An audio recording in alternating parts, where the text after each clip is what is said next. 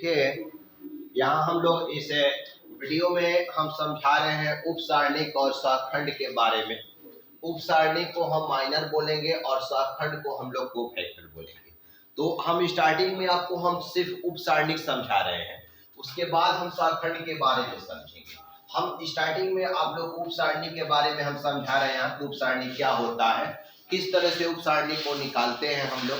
तो यहाँ पर उपसारणिक को हम कैपिटल में MIJ के द्वारा हम लोग यहाँ पर सूचित करते हैं। इस तरह से M लिखे हैं और यहाँ पर क्या लिखे हैं I जो होगा वो रो की संख्या होगा, J का होगा ith रो jth कॉलम।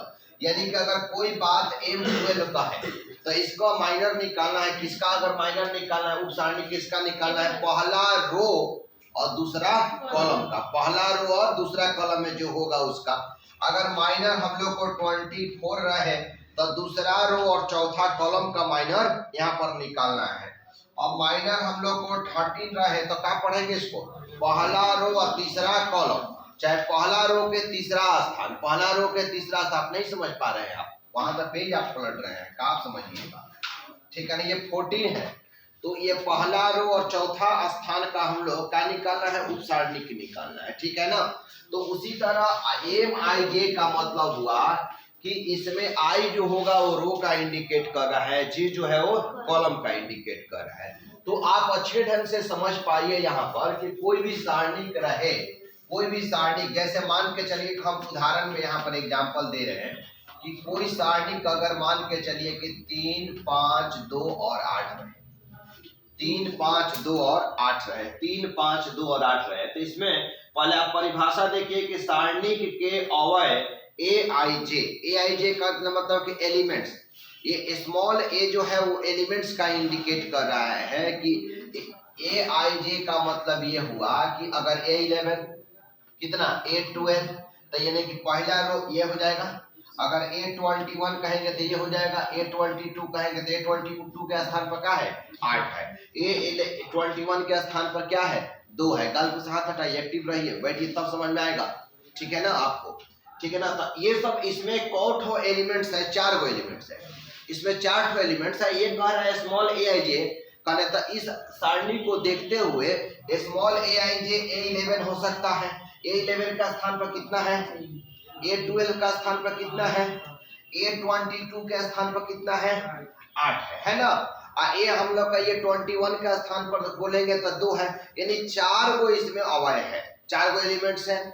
तो हम उसी को AIJ के द्वारा क्या करेंगे, सूचित करेंगे। अगर मान लीजिए 3 गुना 3 ऑर्डर का होगा तो उसमें उस तरह से होगा, 4 गुना 4 का होगा तो उस तरह से होगा अवयव। तो इसमें कह रहा है का उपसारणिक एक सारणिक है। उपसारणिक जो है एक प्रकार का क्या है, सारणिक ही है, जो कि आयवी पंक्ति और जेवा स्तंभ जिसमें अवयव AIJ स्थित है को हटाने से क्या होता है, प्राप्त होता है। जिसको हम रखेंगे उसके सामने आमने सामने का हट जाएगा। देखिए बाबू आशीष इधर ध्यान दो, क्या लिख रहे हैं, बाद में लिख लेना, ये समझा रहे हैं तो समझ लो, ठीक है ना, फिर कहोगे कि समझ में नहीं आया, ठीक है। तो वो हटाने से प्राप्त होता है जेवा स्तंभ, और माने रो और कॉलम को क्या कर देते हैं, हटा देते हैं। इसका कहने का होता है क्या से होता है, हटाने से क्या होता है, प्राप्त होता है। यानी कि कहने का मतलब है कि एक यहाँ है, यहाँ पर मान के चलिए गाय है, यहाँ पर A है, यहाँ पर B है और यहाँ पर C है। अगर गाय का उपसारणिक कहा जाए निकालने के लिए किसका, तो गाय के आमने सामने जो भी अवयव होगा वो क्या होगा, हट जाएगा, और गाय का उपसारणिक का हो जाएगा, C हो जाएगा। नहीं समझ में आया। अगर 3, 6, 9 और 12 है, अगर 12 का उपसारणिक कोई कहेगा आपको कि 12 का उपसारणिक निकालिए, तो जिसका उपसारणिक निकालने के लिए कहेगा उसके आमने सामने का जो भी अवयव होगा वो क्या होगा, हट जाएगा। तो 12 का उपसारणिक कौन हो जाएगा बाबू बताइए, 3 हो जाएगा, बिल्कुल। इससे और ये क्या हो जाएगा, कैंसिल हो जाएगा, तो उसका क्या हो जाएगा, उपसारणिक 3 हो जाएगा।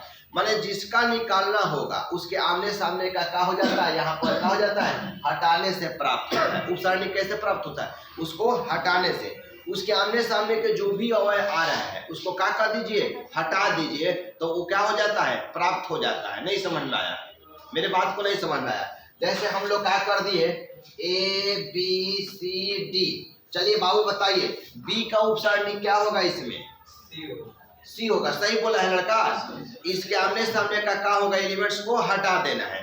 तो यहाँ इसमें बताइए कि कौन उप सारणी बन सकता है, ये बताइए हमको। 4 उप सारणी बन सकता है। कौन कौन?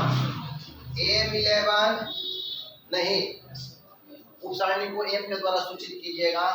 M12 बन सकता है। M कितना? 21 बन सकता है। M22 बन सकता है। नहीं समझ में आया? 4 गो इसमें उप सारणी बन सकता है। तो हमको ये बताया जाए कि M11 कितना हो जाएगा? ये कैंसिल तो 2 कैसे होगा बाबू? 8 होगा। अगर माइनर अगर 12 को पूछा जाए तो कितना हो जाएगा?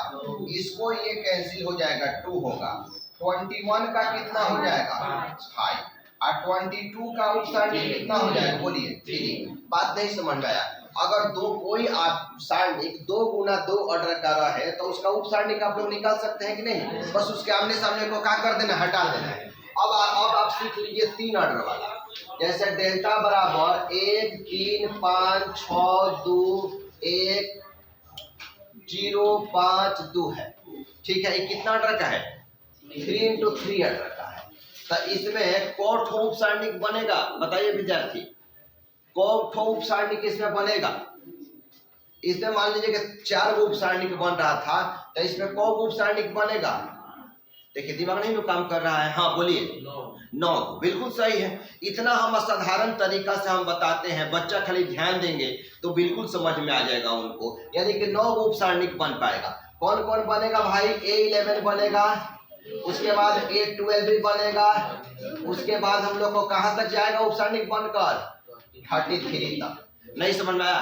11 12 13 21 22 23 31 32 33 यानी कि यहाँ तक जाएगा। कौन उप सारणी जाएगा?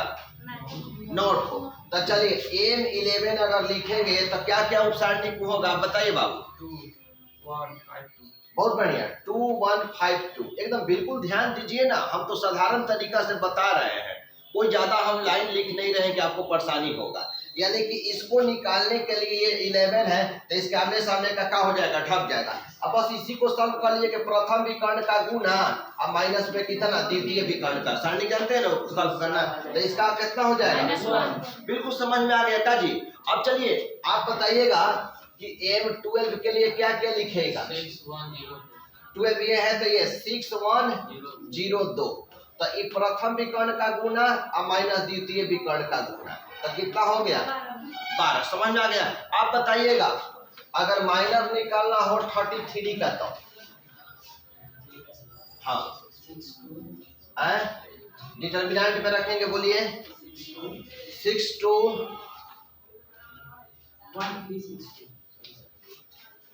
1 3 6 2। नहीं समझ में आया? अब यहाँ पर 1 में 2 से गुना कर दिए 2 और 3 में 6 से गुना कर दिए 18। तो माइनस कितना हो गया? नहीं आशीष नहीं समझ में आया? समझने के लिए प्रयास कीजिए। एकदम साधारण तरीका से बता रहे हैं। अब नहीं समझ में आएगा तो क्या समझ में आएगा? ठीक है, सबको तो क्लियर हो गया यहाँ पर। यानी कि उप सारणी वाला एग्जाम्पल आप लोग दे दीजिए, उप सारणी का एग्जाम्पल दे दीजिए।